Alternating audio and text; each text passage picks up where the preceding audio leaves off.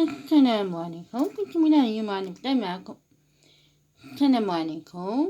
صلوا على النبي. اليوم ندير معكم طاجين بقشاوش ديال الدجاج.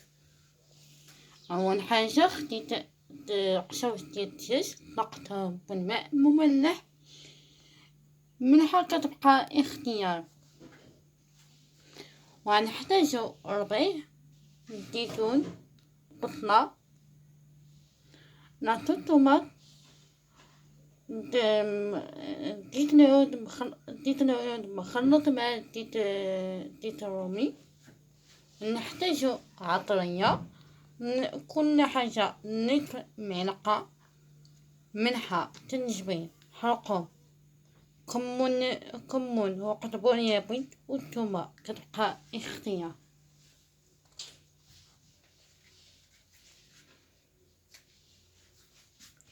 ودابا بغيت ملي صلوا على النبي غناخد الطاجين. ديجا خدمتو، غندوز بيه عاوتاني الماء، غنخليه يسخن وشوفوا معايا الطريقة.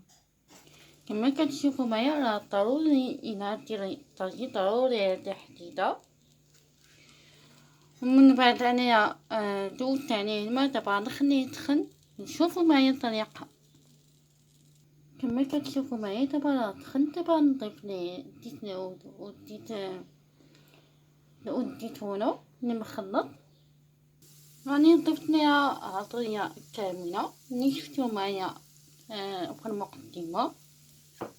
ودابا غنضيف قشاوش شوية بشوية كما كتشوفوا معايا. ضيف دابا قشاوش، ودابا غنضيف ليه شوية ديال الماء.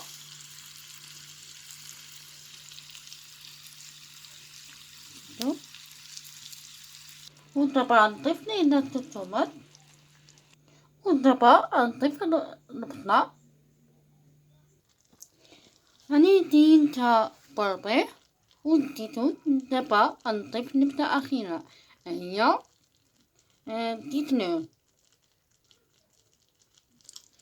كما كتشوفوا معايا من بعد اللي ضفت ليه زيت العود ضفت الوسط، ثم كتبقى اختيار. ودابا غنغطيها نخليها طيب. ومن بعد غتشوفوا معايا نعطيني غنرفع مع هاد الوجبة. خليكم معايا ما تمشوا فيه وصلوا على النبي.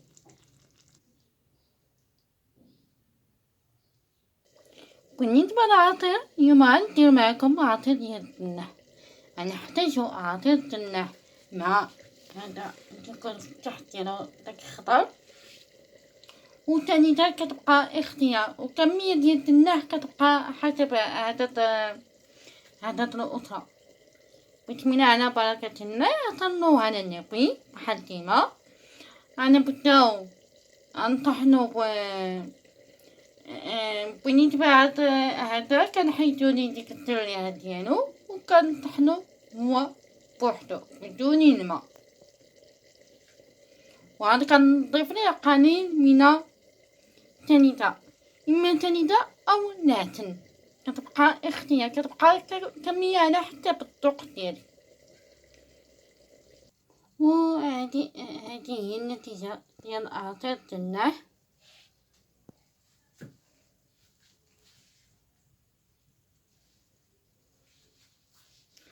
وبقاو معايا نشوفوا النتيجة ديال الطاجين قشاوش ديال الدجاج مع عصير ديال التنح. ودابا هادي هي النتيجة ديال الطاجين قشاوش الثومة ومرافقة معاها عصير ديال التنح وخبز والماء. كنتمنى تنال اعجابكم وديما ان شاء الله جديد.